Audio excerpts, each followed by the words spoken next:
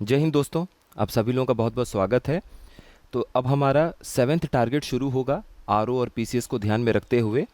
इस टारगेट को देखने के बाद हम लोग आगे बात करेंगे। जो पीवाईक्यू एक्सप्रेस है अपना, उसमें दो तीन चीज़ें बदलाव लानी है उसमें, जो आप लोगों के लिए ज़्यादा फ़ायदेमंद होगा।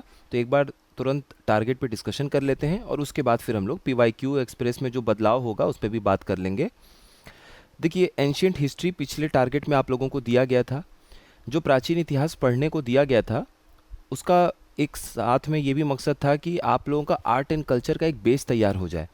जैसे मान लीजिए आप लोगों ने मौर्य वाला चैप्टर पढ़ा होगा, तो मौर्य वाले चैप्टर को पढ़ने के साथ साथ उसमें उन लोगों के द्वारा कौन कौन से आर्किटेक्चर बनवाए गए हैं, कौन कौन सी वास्तुकला आपको देखने को मिली होंगी, ये सब चीज़ें जो हैं वो मौर्य में आप लोग पढ़े होंगे। कुछ चीज़ें आप लोग गुप्त आर्किटेक्चर में पढ़े होंगे, गुप्त काल में पढ़े होंगे। इसी तरीके से कनिष्क के समय भी बहुत सारी चीज़ें आपको देखने को मिलेंगी। तो ये आर्ट एंड कल्चर आपका प्राचीन इतिहास में भी छुपा हुआ है। जो राजाओं ने निर्माण करवाए, जो सिक्के उन्होंने जारी किए, जो मूर्तिकला आपको देखने को मिला, उन्हीं सब चीज़ों को हम जब एक साथ पढ़ने की कोशिश करते हैं तो अपना आर्ट एंड आर्किटेक्चर का, आर्ट एंड कल्चर का एक अच्छा सा सब्जेक्ट तैयार हो जाता है। तो इस जो हफ्ते हैं, इसमें आप क्या करिएगा कि जो पिछला वाला जब एंशियंट हिस्ट्री था, जो चैप्टर हम लोगों ने रिवीजन हम लोगों ने पढ़ाई किया है, उसका रिवीजन कर लीजिए। ठीक है, उसको कंटिन्यू रखिए। अब आपको इस तरीके से रिवीजन करना है कि अभी तक आप लोगों ने जो भी पढ़ा होगा और इम्पोर्टेंट लगा होगा उसको अंडरलाइन किए होंगे, उसको जल्दी जल्दी आप लोग अब रिवाइज करेंगे, ताकि आने वाले टाइम में वो और कम समय लगेगा आप लोगों को पढ़ने में। आर्ट एंड आर्किटेक्चर में आपको क्या क्या चीज़ें देखनी है? इंडियन आर्किटेक्चर देखना है, मतलब भारतीय वास्तुकला देखना है।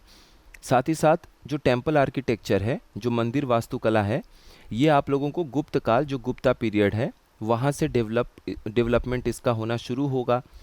जो भी मंदिर का विकास आप लोगों को उस समय से देखने को मिलेगा, उसको अच्छे से पढ़ लीजिएगा।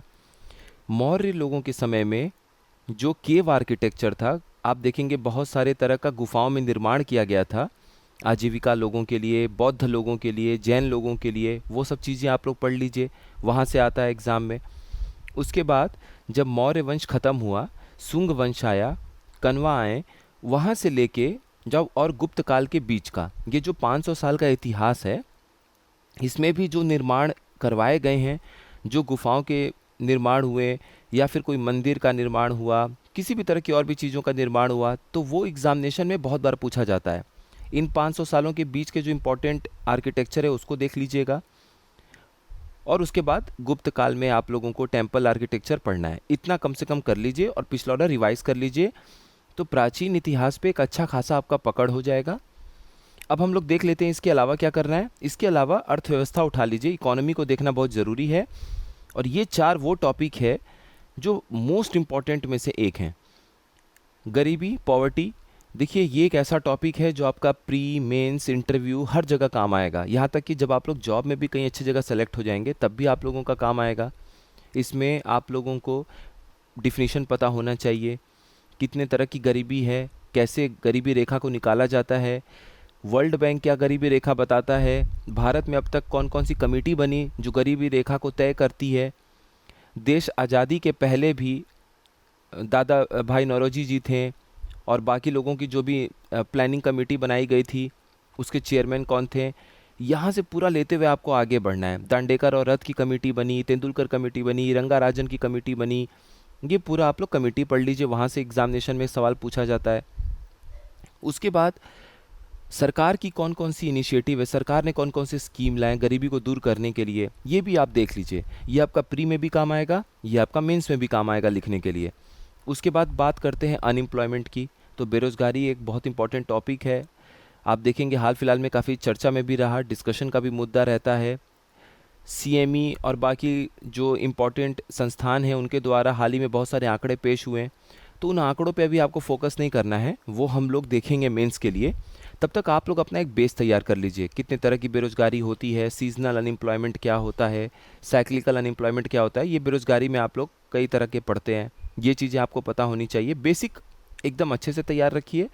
क्यों होता है थोड़ा सा समझ लीजिए, इतना बेस बहुत है। अच्छे से इस नॉलेज के साथ प्रीलिम्स दीजिए, और ये जो बेस आपका बनेगा इसी पर आप लोगों को निर्माण बनाना है मेंस का।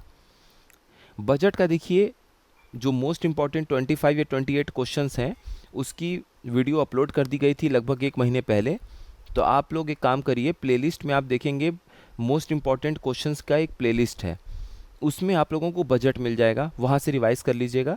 या फिर आप लोगों ने कहीं और से भी पढ़ रखा है तो वहाँ से देख लीजिएगा, आपका रिवीजन हो जाएगा। तो बजट आप लोगों को एक बार पढ़ लेना है। इकोनॉमिक सर्वे का जो इम्पोर्टेंट पार्ट है वो आप लोगों के साथ डिस्कस कर लेंगे। उसके बाद 5 ईयर प्लानिंग। देखिए 5 ईयर प्लानिंग को पढ़ने का तरीका बहुत गलत तरीके से होता है हम लोगों का, कि एक तरफ बस टेबल पढ़ लेते हैं कि कौन से 5 ईयर प्लानिंग कौन से मॉडल पे आधारित था, क्या टारगेट था, कुछ बेसिक चीज़ें और जान लिया और हम लोगों को लगता है कि 5 ईयर प्लानिंग अपना कंप्लीट हो गया।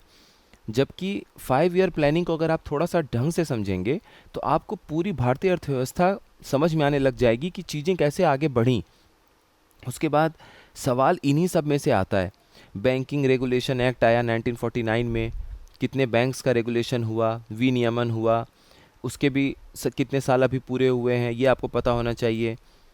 गरीबी हटाओ का नारा कब दिया गया, किस मॉडल में था, पॉवर्टी पे कब फोकस किया गया, एग्रीकल्चर का कौन सा टारगेट था जो पूरा नहीं हुआ, और इस तरह का एनुअल प्लान कब बनाया गया। तो बहुत सारी चीज़ें हैं जो आपको इसमें जानने को मिलेगा। तो इसके लिए आपके लिए एक अच्छा सोर्स है एनसीईआरटी का क्लास 11th में आप देखिएगा, एक किताब है an introduction to Indian economy, भारतीय अर्थव्यवस्था का एक इंट्रोडक्शन करके एक बुक आता है। तो इंग्लिश हिंदी दोनों में होती है एनसीईआरटी, तो आप वहाँ से उसको पढ़ लीजिएगा। अगर आप लोगों ने पहले से ख़रीद रखा है तो रिवाइज़ कर लीजिएगा, नहीं पढ़ रखे हैं तो ऑनलाइन भी पढ़ सकते हैं या फिर मार्केट से ले सकते हैं। बहुत अच्छी किताब है, वहाँ से आपको प्रॉपर तरीके से बेस मिलेगा। और ये आपका सिर्फ यूपी पीसीएस में काम नहीं देगा, ये बीपीएससी आप देंगे उसमें भी बहुत मदद मिलेगा, मेंस में आपको पॉइंट लिखना होगा उसमें भी मदद मिलेगा, आरओ जो लोग दे रहे हैं उसमें भी मदद मिलेगा। तो ये पूरा अपना इकोनॉमी का पोर्शन है, इसको अच्छे से देख लीजिएगा। करंट अफेयर्स में किसी 2 महीने को टारगेट कर लीजिए, इसलिए करंट अफेयर्स में कोई टारगेट नहीं मिला है, किसी 1 से 2 महीने के टारगेट को पूरा अच्छे से पढ़ लीजिए।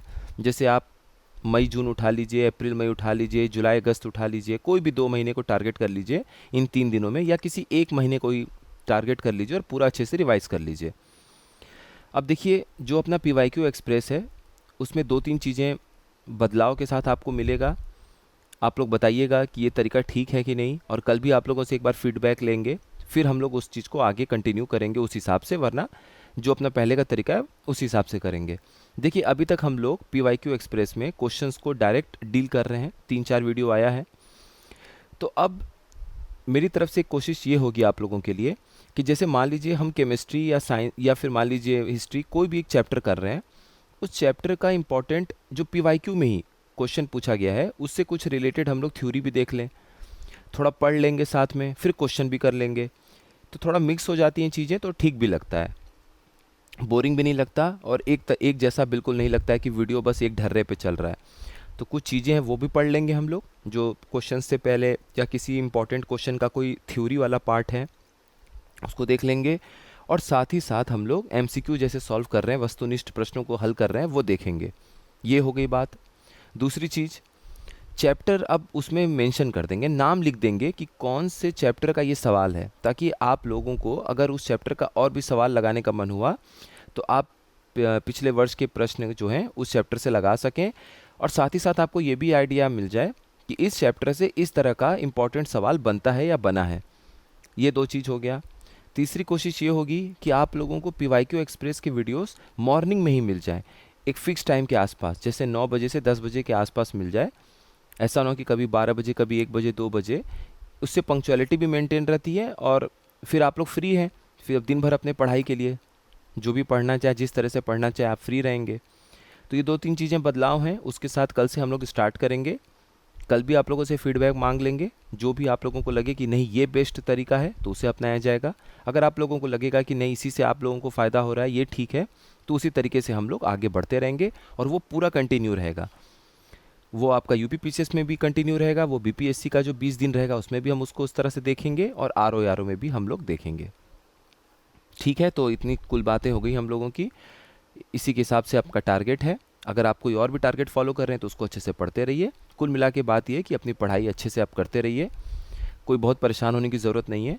समय धीरे धीरे बीतता ही है, बस जितने भी दिन अभी टाइम है उसको अच्छे से यूटिलाइज़ करिए, सब अच्छे से एग्जामिनेशन होगा आप लोगों का। आप सभी लोगों का बहुत बहुत धन्यवाद।